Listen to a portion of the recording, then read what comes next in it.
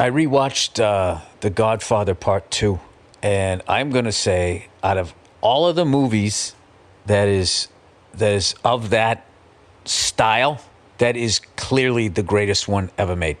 Any sort of gangster movie, any mob movie, any fucking dirty cop type of fucking whatever. That is the benchmark. Like, by the end of Godfather 2, like, Michael is a fucking sociopath.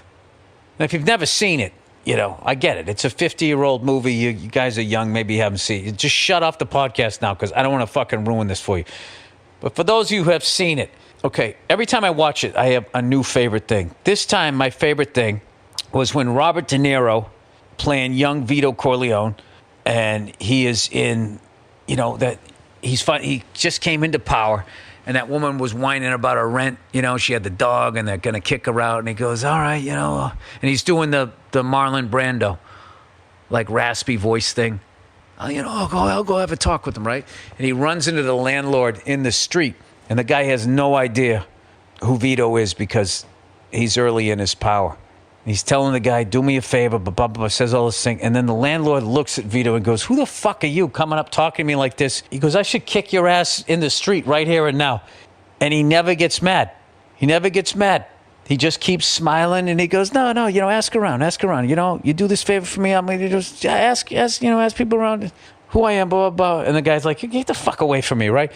And of course the landlord finds out who he is and then he comes in, hat in hand. And he never says anything. The guy goes, you know, I'm not going to evict her. And here's your money back. Your money, you know, that you gave me. It's good. It's all good. And he just sits there smiling at him. The guy goes, I'll lower it by $5 a month. And he still just stares at him. And then the guy goes all the way down to $10 a month. He's fumbling with the door trying to fucking get out of there. And he never said anything. It was like one of the greatest displays of not only power, but knowing you had power. And how much in command he was of his emotions. And then you tie that in with the whole story of how, like, Sonny was a hothead, you know, just like a street guy. You kind of knew he was going to die in some sort of gun battle. He was, like, super fucking emotional. Fredo had pneumonia as a kid, made him dim-witted. So that left Michael. And he didn't want it for him. But he was, like, odd man out. And then you look at it.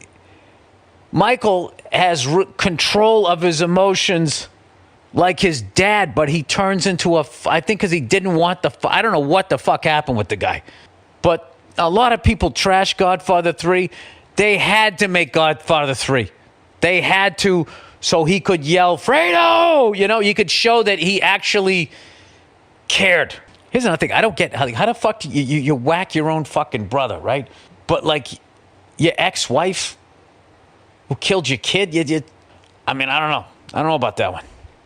That is another favorite moment of mine, when he closes the door on Diane Keaton in the end, and right after the door slams, you just hear her on the other side go, oh! that heartbreak. And you know it had nothing to do with him because she said, I don't have any love for you anymore. So that is her heartbreak. You know he's got the kids. She doesn't get to see him that often. You and I are part of the same hypocrisy. I mean, it's just the fucking greatest movie of fucking all time. And then they got some killer cars in there. That Chrysler limousine. I think when they're in Cuba, when Michael's riding in that. Oh my God. And then what's his face? I just forgot his fucking name. The guy, they try to whack him and he thinks it was Michael, so now he's going to testify on him. Then they bring his brother in from Sicily.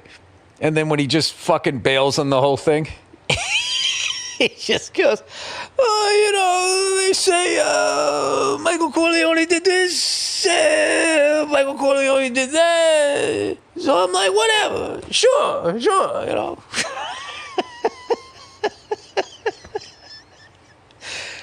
That guy was actually a big-time director, believe it or not. I guess he directed movies, and that was one of his only acting roles he ever did, and he won a fucking Oscar, and he deserved it.